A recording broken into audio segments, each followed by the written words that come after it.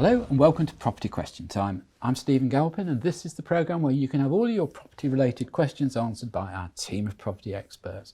Joining me today is property developer, investor, co-founder of Your Freedom Empire, Hayley Andrews. Welcome back, Hayley. Thank you for having me. Good, great to see you. Good to be back. And joining me for the second time now is Ben Stroud, co-founder of Grange London. That's a new estate agency specialising in new homes in the Paddington Basin area. Stephen, thank you and good to see you again. Okay, nice to have you here, Ben. Right, Hayley, we're going to get on with your first question, which, given your occupation, I think you're going to have fun answering this. I see so many online tutorial courses being advertised, all claiming a quick path to wealth without having to invest a lot of capital. Is the property market that easy to access with successful results, or are these business opportunities too good to be true?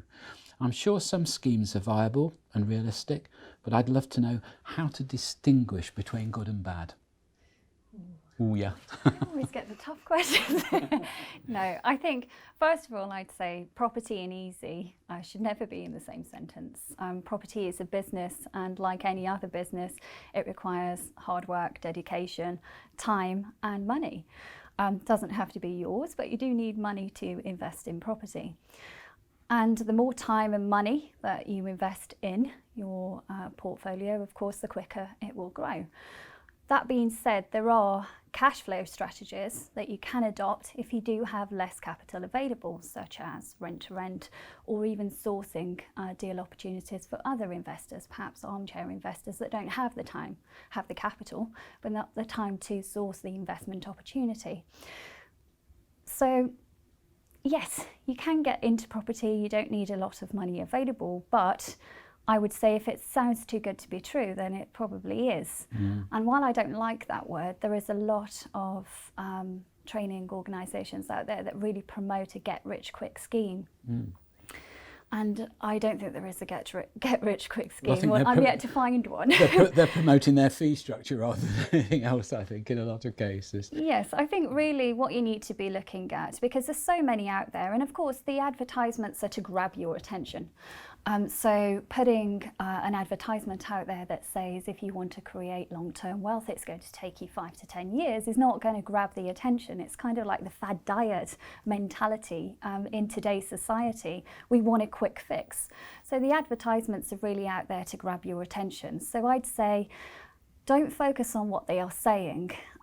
Watch what they are doing, and I think that's the most important thing. Really identify that they are investing themselves in the current marketplace and not purchased, a portfolio 20 years ago, for example.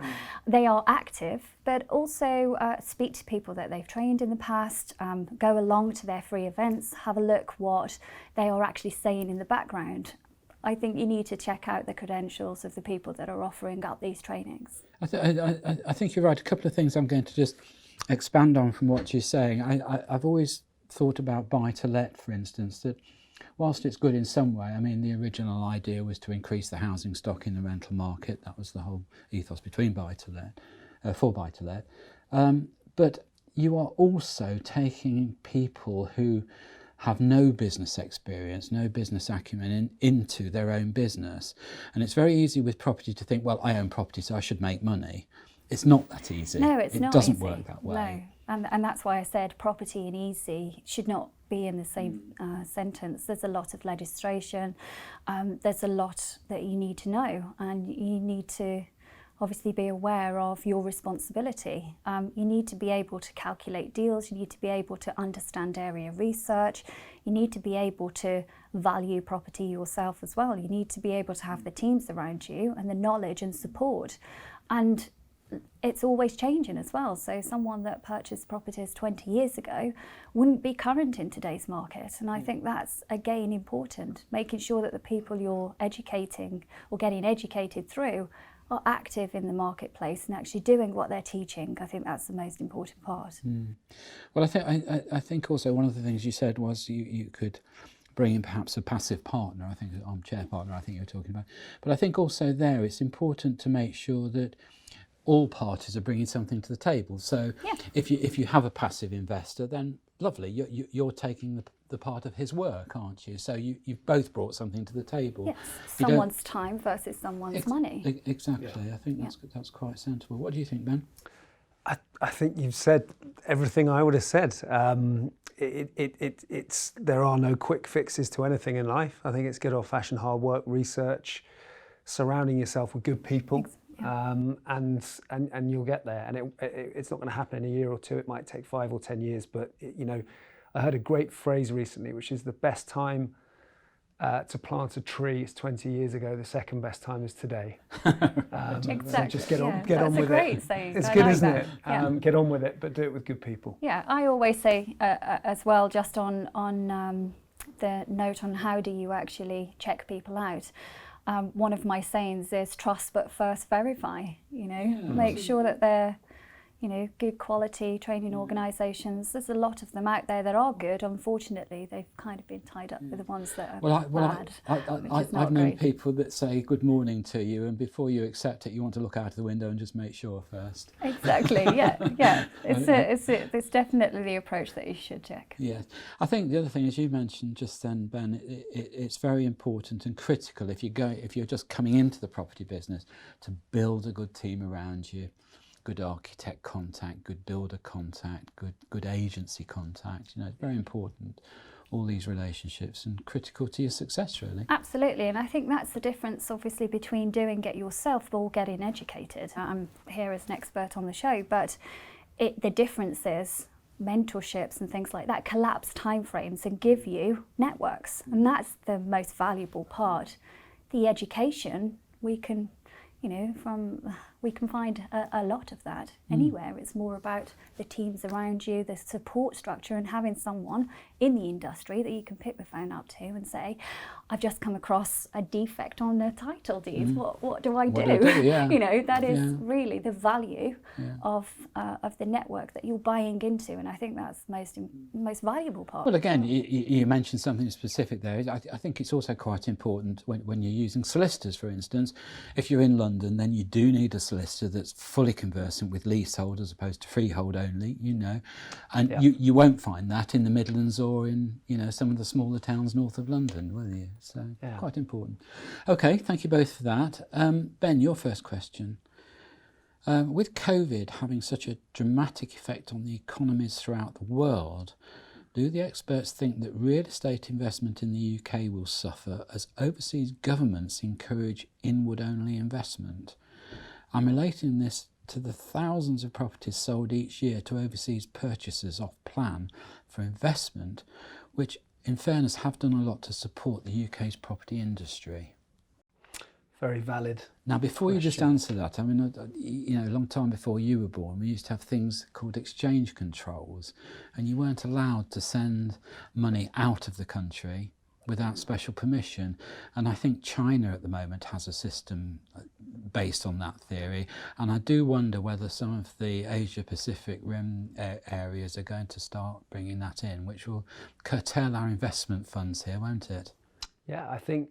Look, you're right. I mean, I happen to think far bigger problem than COVID is the amount of tax that's being piled on to international buyers buying in the UK. I think it remains to be seen what effect this extra 2% will have that came in April, but that's an issue for me, especially at the higher end. If you're doing it wrong, you're getting near to 20% stamp duty, aren't you? So I actually think that's a bigger problem. But from where I'm sitting, at the coalface as an agent, as it were, we're still seeing big demand. There's a lot of people wanting, or certainly having conversations about buying in London, but they can't get in a plane and come over. And I think when they can, a lot of people will still buy. I think it will be less than it was 2 years ago for the reasons you just gave. And we are beholden to international governments. If they decide to, India's got capital controls, China does.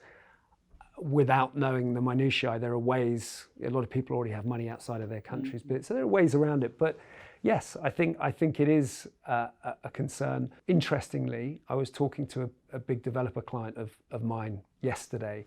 I won't name names, but they've seen a lot of money coming from outside, domestic money coming from outside of London into London. They had 3 buyers from Cornwall last week when I thought money was going the other way. So perhaps the domestic market will offset some of that, but I think it's a very valid point. Okay, good. Are you worried about the future of foreign investment in the country in terms of real estate? No, I mean, from a demand point of view, we've seen no change. So I've specialised in internationals investing in UK for the last 7 years, and we still have the same number of people coming through to get educated to invest. What I have seen is a very small percentage of those people are investing in London and are now focusing more on cash flow rather than just capital. When you say cash flow, you're talking about income yeah. deriving. So they're focusing on higher yielding areas, and they're looking at holding property over a long period of time, taking the cash flow month in, month out, and getting a bit of capital growth throughout that term. And I think international investors, where it used to be the trend to just buy off plan, are actually now becoming more savvy investors and educating themselves, getting UK teams and people in place to actually implement strategies elsewhere. Are you finding that in the Paddington area? Yeah, I think we're seeing, it's not it was always a given that international buyers would buy new build before. So I agree with Hayley. I think now they're, you tend to find they're either, some just want London, despite the fact you can get more in Birmingham, but those ones will also now look at the secondary market as well. What can you get in a stucco fronted white block in Bayswater versus a new build in Paddington? So they're definitely, just educating themselves a lot more. Thank you both for that. That's all we've got time for in this half of the show. Join me again after the break.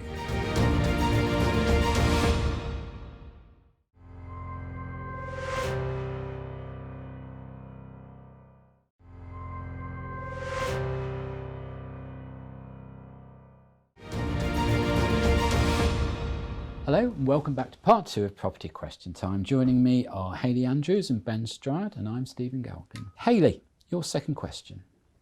With house price rises for 2021 running at 7.5%, fueled by April's rise of 2.5% alone, do the panel think that we're heading back to the days of 10% per annum price inflation?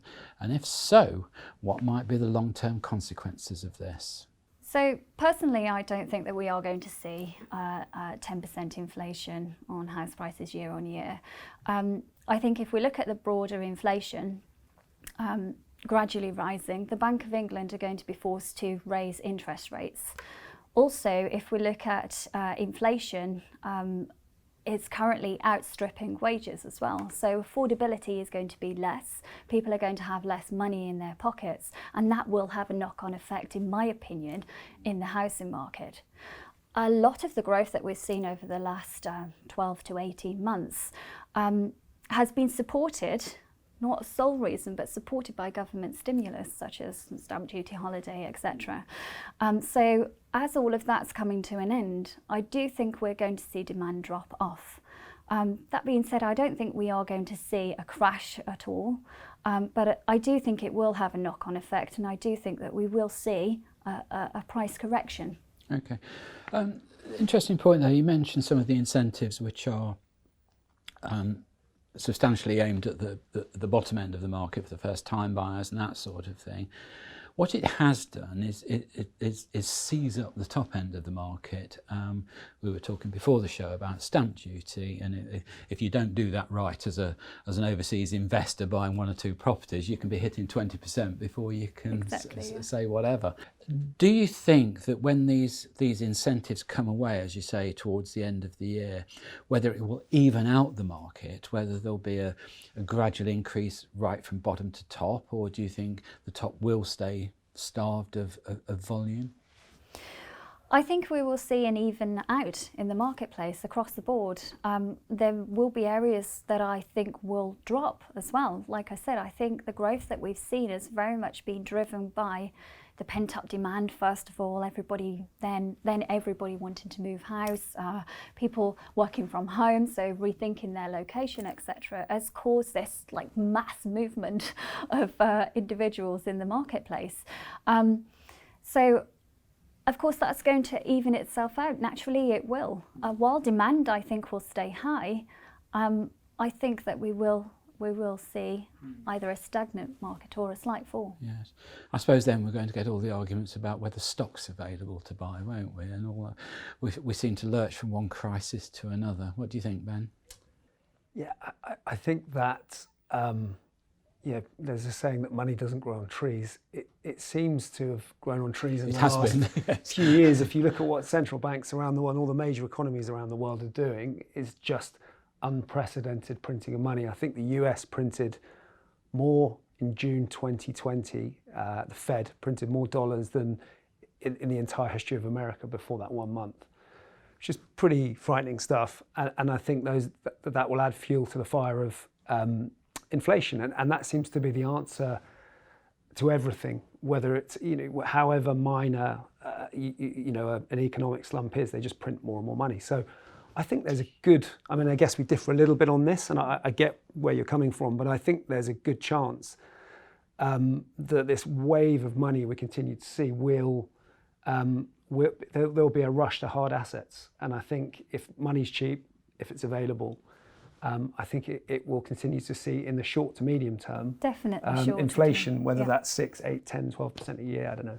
Do you know what? I'm not always sure it's about super low interest rates or government incentives. I've always thought that if developers can be sure of selling what they build, and that means that the buying public have got the money to buy it, in other words, ease of funding, 95% mortgages, which we've referred to before, everything will be fine. It's all about availability of finance and applying that to the market. Yeah. And as I say, developers will build anything you want as long as they know they can sell it. And when you have this government criticism of developers hoarding land and not developing on it, it's simply because they know that there's either a starvation in the mortgage market, or the market overall isn't right, and they want to wait until the optimum time is there for profit. And if they don't make a profit, they're not going to survive. They're not going to be able to put in place the management structures to look after these big buildings that, it's a repercussive thing, isn't it? Yeah. So I think it's a very complex subject. I think that question was quite a difficult one, Hayley. It's an opinion more than anything else, isn't it? It is. And whoever gets their opinion to turn into fact is going to be quite wealthy, aren't they? Well, we don't have a crystal ball, and that's the, we don't know. We can only watch previous markets, we can look at market cycles, we can look at historical events, how that has changed the marketplace, and we can make an informed decision. But really, we're guessing as anybody else is, because there's so many varying factors. But even when interest rates went up to 15%, we pulled back from that and still sold property. Exactly. I mean, long-term property is a good, solid asset class, and that is not going to change. Well, I think you said the word is solid, isn't it? Yes, solid. You can see it, you can touch it, you can deal with it. Yeah. Okay, thank you for that. Ben. Yes. I know this is one which you're well equipped to answer. Do the panel think for a young person wishing to get onto the property ladder for the first time, buying off plan is still a good idea? For me, there's two answers to that. Buying off plan is not without risk. It can be fantastic. If you're buying in a big regeneration scheme in the first phase, right at the beginning, and you can see huge investment coming in behind you, or you're just buying at the right price, whether it's off plan or completed stock, if it's something you can see real potential in, I would say go for it. But it comes with a health warning, which is, unless that development is 3 months away from completion, you will not be able to secure mortgage finance. If you're buying something that, for example, is 2 years away from completion, you'll not be able to get a mortgage until 18 months' time. So you need to make sure you've got a big enough pot of money to protect you against any variations in LTV and any price variations, any changes in the market. Because if you don't have a good cushion put aside, you could come unstuck. So that would be my take on it. It takes quite a clever chap to predict their circumstances in terms of income 2 or 3 years on, doesn't it? Especially at a young age when you're driving your career, you're formulating your career. Yeah. Quite a brave move, I think. What do you think, Hayley? I think for a first-time buyer, it's risky. That's my own personal opinion, because it is about timing the market correctly, timing the development correctly, and then having the affordability once you need to obviously complete on the sale of that property, on the purchase of that property. And so if I was advising a first-time buyer, and I'm not, just to be clear, I would say that there's easier first-time investments for you to get into, less risky. I think you're right, and I'll certainly give some advice, because that's why we're sitting there. And I think for young people to buy off plan, it's extremely dangerous. As I've said, it's a very clever person that can gauge their income level and therefore their ability to borrow the money 2 or 3 years in advance. I think that's a dangerous game in itself. Yeah. I also think in terms of price and whether there's any capital gain perspective there, it's difficult. I've always found that when a development's announced and its first launch, there might be an opportunity to have a good price while the developer is unsure of whether his pricing is right or not. Yeah. He's a brave developer that says no to an offer in the first half a dozen sales. Yeah. However, after that's happened, he's established his level, he knows exactly what his development's going to do. And then the only other opportunity you've got is right at the end, when the developer's got half a dozen flats left, that's all his profit tied up, and he just wants to go home and build something else. Absolutely. And I think they're the two sort of opportunities. But whether a first-time buyer can play that kind of gambling game, I'm really not sure, and I think if I was asked, I'd say don't do it. Yeah, and I think you hit the nail on the head there. It is gambling, in my opinion. Yes. Yeah. Yes, it really is. Okay, well, just to finish the show off, I wonder if in just sort of 30 seconds each, you'd give you a view of how you think the market will go for the rest of 2021. I think as far as it's hard to say the market for me, because there are so many nuances. I think, speaking as someone who's based and works in London, it's very much dependent on whether people start getting on planes again and when they start getting on planes, and I don't anticipate that happening before September. So if we're lucky, we'll see an uptick in the market towards the end of the year, if not, first quarter of next year. I think the outskirts and the regions will keep motoring, because they're anything below £600,000 in desirable locations will continue to be strong, in my opinion. Hayley? Yeah, as I said before, I think that we will see a market correction, a slight dip, or a stagnated market for a short period of time. But long term, I think we will see continuous growth, I think. And I very much invest for long term. So, yeah, overall, property is always going to remain a good asset. Well, they always say class. you should never go into property and treat it as a 5-minute business. Exactly, because it's not. And the real wealth in property is holding that property over a long period of time. Okay, well, there we are. Hayley Andrews, thank you very much for contributing to today's programme. Good answers, really helpful advice. Thank you very much. Ben Stroud, same with you. Very good answers. I'm sure our viewers appreciate your knowledge. Thank you very much indeed for coming along. Thank you, Stephen. I'm Stephen Galpin. Thank you for joining us, and join me next time on Property Question Time.